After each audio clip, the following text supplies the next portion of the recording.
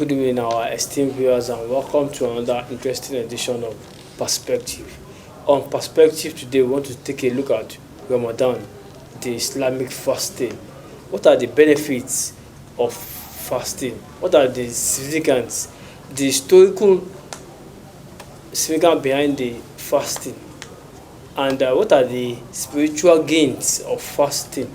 These are some of the things we'll be talking about today. And to do justice to this is my guest. Please introduce yourself. Assalamu alaikum wa rahmatullahi wa barakatuh. Viewers at home, my name is Imam Abdul Wasi Kasali. I'm the Eketa Adini of Ishon Muslim community. My guest, you are welcome. My name is Afolabi Lawal. Now let's get to the nitty-gritty.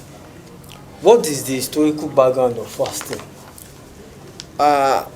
Fasting in Islam is a very significant aspect of Islam. In fact, it is one of the pillars of Islam, because the Prophet ﷺ said that Islam has been established on 5 major pillars, and one of those pillars is to fast compulsorily during the month of Ramadan, either for 29 days or 30 days.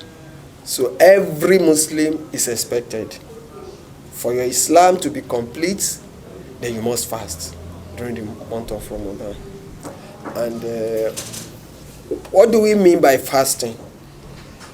Fasting connotes 3 major things. It is an abstinence from eating, from drinking, and from sexual intercourse with your legal spouse. And you have to do this. This abstinence has to come with the intention that you want to worship your Lord. So there are some people that go on fasting maybe to protest. Hunger strike. So it's quite different from the sound that is the fasting in Islam. So the main intention behind fasting in Islam has to be that you want to use it to seek the pleasure of Allah. That is why the Prophet ﷺ said in one of his hadiths that whoever fasts with faith and with hope for reward from his Lord, such a person will be forgiven all his sins that he has committed. So it's as significant as that. And in the Quran, Allah commanded it. In the Quran, Surah Al-Baqarah, Quran chapter 2, verse 283. Allah says, Ya ayyuhalladhina amanu, O you who believe, kutiba alaykumus siyam. We have ordained, we have commanded for you to fast. Kama kutiba ala alladhina min qablikum, as we have ordained it for those before you. La'alakum tattaqun, so that you can be God conscious. So the purpose for the ordainment of fast for the Muslim is for them to be righteous, to be closer to God, to be more God conscious. Because the greatest favor that any servant of Allah can get from him is to be conscious of him. And the bane of every good deed is God consciousness. Because Allah says in another verse of the Quran that inna akramakum indallahi atqakum. So those that are revered, that are loved in the presence of Allah, are those that are conscious of him. So it's not your title in religion, it's not your years of serving God that Allah does not have anything to do with that. But how conscious are you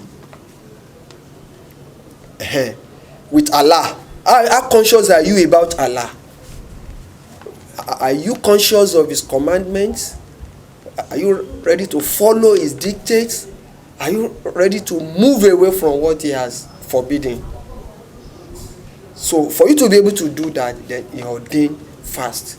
So that will be a training ground, an institution, a 29 or 30 days course for every Muslim, so that you may be well trained, groomed through the process, so you can be more conscious of God. And if you're able to do that within the month of Ramadan, then it is expected of you that even after Ramadan, that you should be able to maintain that. So the purpose for the ordainment of fasting for the Muslims is for them to be God conscious. That is why if you are fasting, you are not moving away from forbidden things. It's as good as you are not even fasting at all. Let's talk about, you said it's composed for every Muslim. There should be some exemptions. There should be some people that are exempted. Maybe if you are embarking on a journey, or you yourself know that you are not feeling up to it. You are right. The verses that follow that Quran 2 verse 283, 284 and 285 emphasize that when you are on a journey or you are ill, then you are expected to live fast during the month of Ramadan for that number of days that you are on a journey or that you are sick, but you have to pay back after Ramadan. So you make count of those number of days that you miss, you now pay it back. So that still emphasizes the compulsion in it, that you still have to pay it back. It's only a condition that is making you to put it aside. Do you understand me now? Then if you are in a condition that you may not be able to pay it back, for example, maybe an aged person that you continue to go hold, or you have or somebody that has a sickness that cannot give him or her an opportunity to even fast in the subsequent year, such a person have to do fidya. What is fidya? You have to feed those that are fasting but do not have the means to do that. So you give them the sahur in the morning, you also give them the iftar, and you can give them the monetary equivalent, so to be able to fulfill that. What about the women on their monthly? Yes, women too, on their monthly cycle, their menstrual period. During that period, they are not expected to pray 5 times salat, but they will not pay that back. And they are not expected to fast if it is during the month of Ramadan, but they have to count the number of days, either it is for 3 days, 5 days, 7 days. So, and they have to pay back those number of days that they miss during Ramadan. So they are allowed. What if they cannot pay back after Ramadan? They should be able to pay back if they are not having any other condition, like maybe having ulcer, or they have other health condition that may warrant that they may not be able to pay back. But if they don't have that, they have to pay it back. But it's not compulsory that they pay it consecutively. So they can fast maybe one today, maybe after 3 days fast another one, till they complete that number of days that they miss. So they can spread it. It can even be once in a week. So it's not compulsory that they simultaneously, one after the other. There is this saying amongst the people. It's only when there is Ramadan that you know that some people are Muslims. When there is no Ramadan, you don't know they are Muslims. Yes, you are right. Why is this like that? You are right, because you see, Ramadan has his own uniqueness.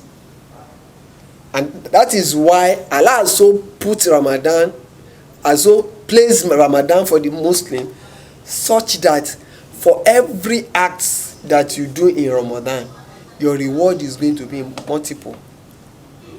And even the Prophet ﷺ told us that during Ramadan, all the gates of heaven, paradise, will be open. The 8 gates that enter paradise will be open, and the 7 gates that enter hellfire will be closed. And Shaitan, Iblis, that many people will say it's because of Shaitan that they are doing bad things, Shaitan will be shamed. And that is the reflection of what we are saying. Because the Prophet ﷺ said that the devil will have been chained. And that is why you see many people that will be able to liberate themselves from the shackle of devil to come to the mosque for prayer.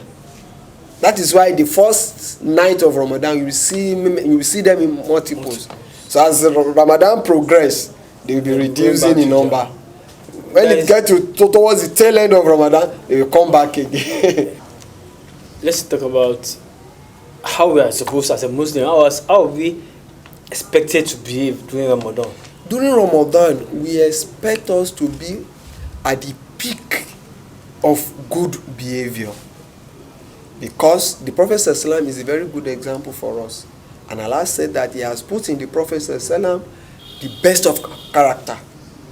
So in terms of our utterances, in terms of our dispositions, in terms of our human relation, our kindness, our mercy, and what have you. So a Muslim is expected during the month of Ramadan to be at the peak of good behavior. And that is why Prophet said that even during Ramadan, if anybody tells you that, if anybody wants to provoke you, tell that person that inni sawim, me am fasting, and because of that I will refuse to be provoked. And such a behavior is even expected to be carried to other months, because as I have said earlier, that the period of Ramadan is to train us on how to behave in other months.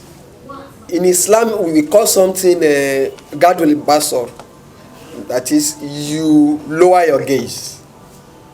Though it is one of the acts prescribed by religion that is very difficult to do nowadays, to lower our gaze, because we are in a society where nudity is the order of the day. Is the order of the day.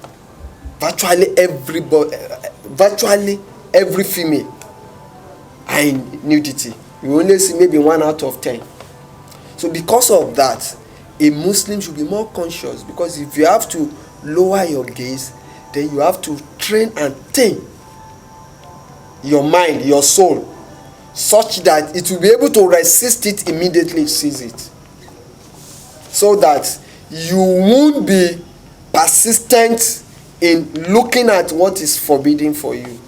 And Prophet ﷺ said that your first gaze is overlooked, but if you now go back second time to look at it, then it will be recorded for you as a sin.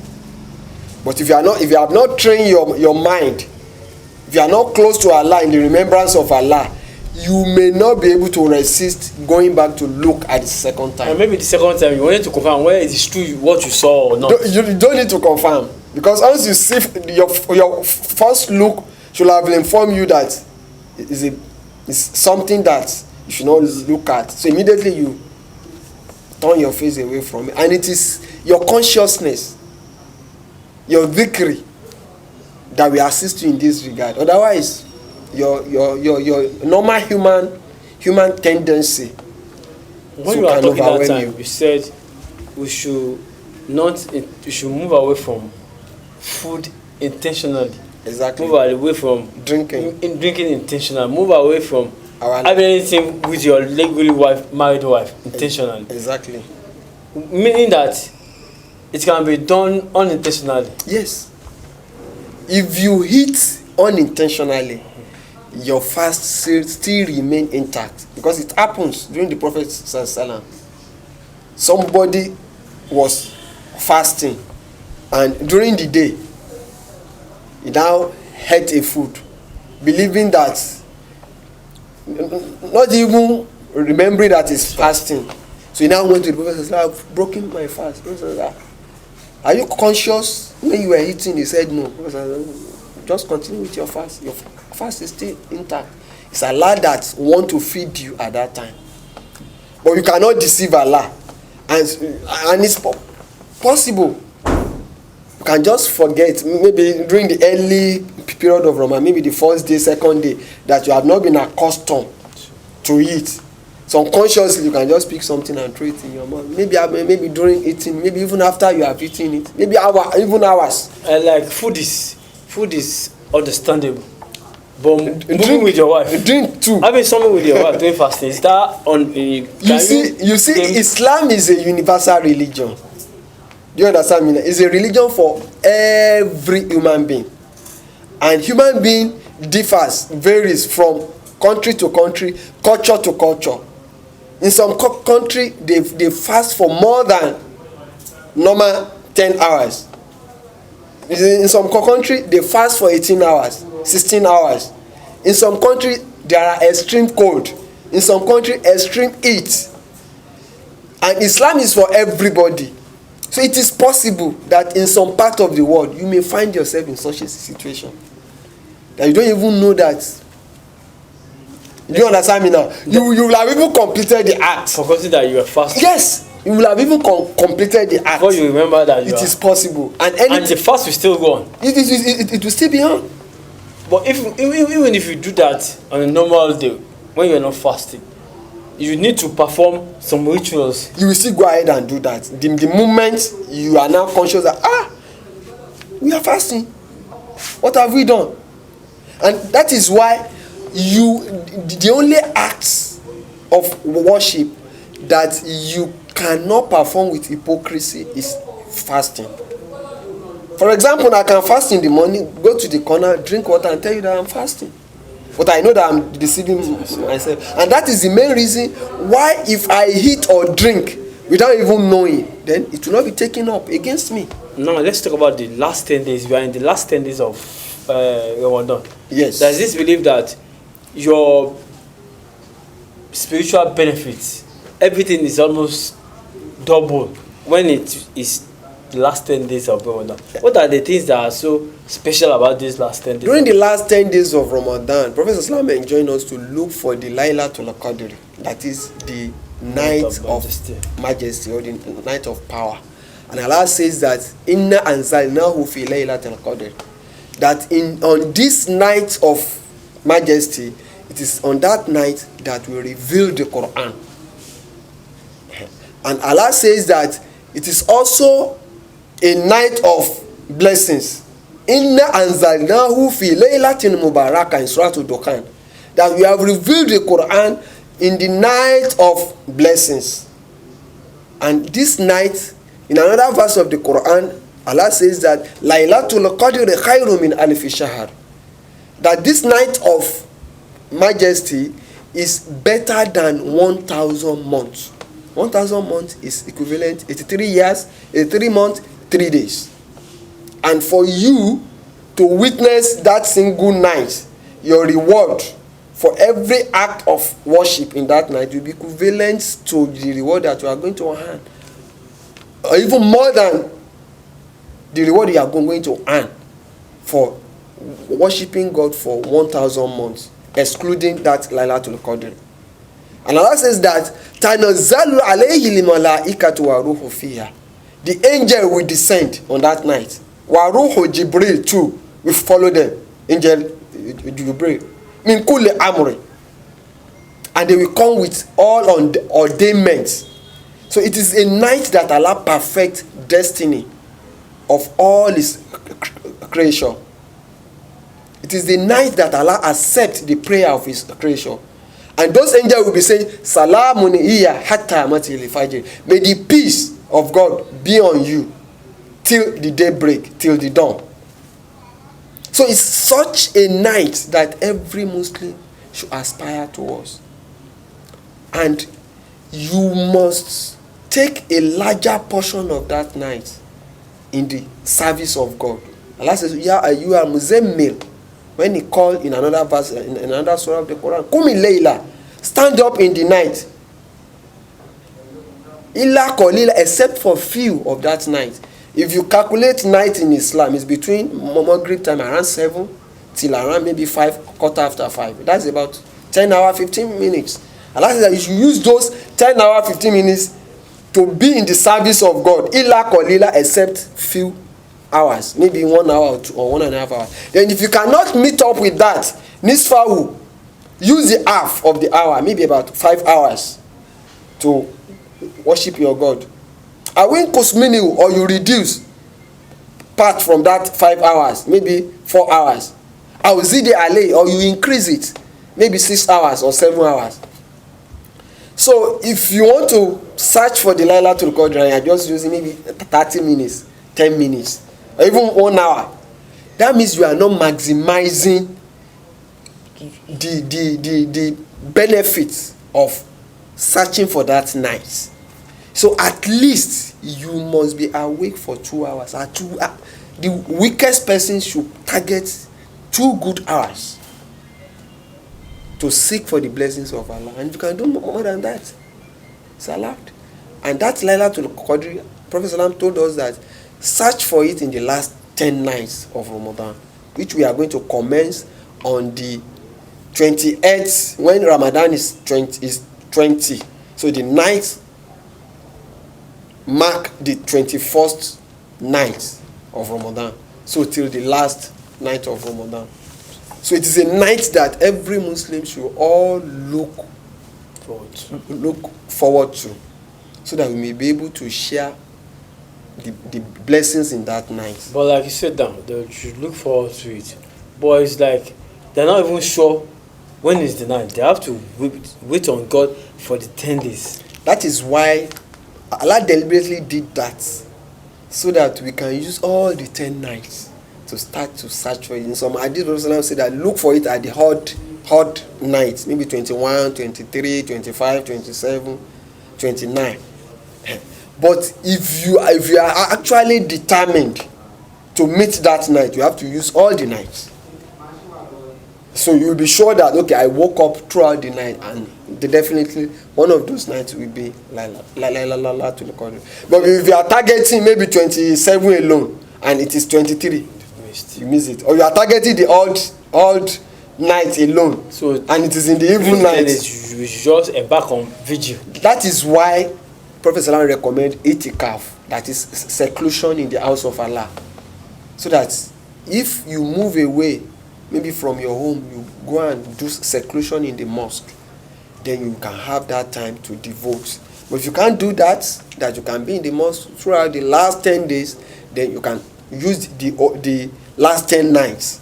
And if you can't use the last 10 nights, you can use the last hot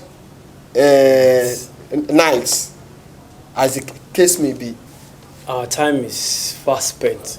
But before we go, I want you to advise our Muslim brothers. During this time, we understand that things are bad, things are real bad. Like some people will say, so what advice will you have for Muslim brothers? Well, my first advice to every Muslim is that we should be more God conscious. Because the situation of the country now, it is not the God that determined in quotes, that ordained this. But because of our handiwork, everybody is self-centered. We don't want to be considerate with those that surround us. And that is the main lesson that Ramadan has come to teach us. That we should all be God conscious. So if we are conscious of God, if we fear God, then we will be just in our disposition with our fellow human being.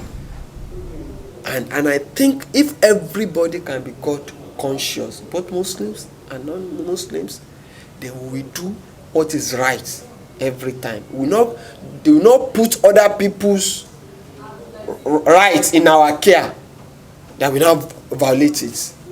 And we give their right to them, knowing fully well that we also have our rights, and we always take our rights. So why should we usurp other people's rights? So my main message to my Muslim brothers and sisters is that we have to be more God conscious. Then we have to be prayerful. We have to pray for this country. Because with fear of God and prayer, I want to believe that we'll be able to fix this country and we all enjoy this country. With the advice that we should be prayerful, we should be God conscious, we should fear God, and we should be just in everything we will do. With this is where we bring out the curtain on today's edition of Perspective. Imam, yes, you are welcome. Thank you very much. I hope when we call you next week, we need to call you next week, because that will be the end of Ramadan. I'm always available.